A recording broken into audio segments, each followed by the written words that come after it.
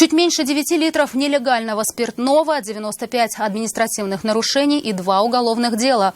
Таковы результаты операции под названием «Алкоголь». За 1,5 недели сотрудники Управления экономической безопасности и противодействия коррупции МВД по Республике Татарстан проверили магазины, склады и гаражные кооперативы. В итоге стражи порядка выявили 75 случаев торговли товарами, реализация которых запрещена. 7 нарушений правил торговли спиртным и 13 случаев незаконной розничной торговли алкоголем.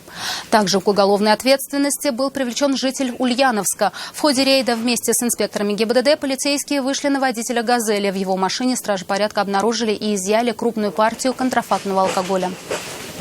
Всего с начала 2019 года сотрудниками МВД Республики Татарстан проведено более 15 тысяч проверок объектов алкогольного рынка. Из нелегального оборота изъято 63 820 литров фальсифицированной алкогольной и спиртосодержащей продукции. Мы делаем вам вызов. Смотрите одну из самых рейтинговых программ о происшествиях в Татарстане на нашем сайте tnv.ru.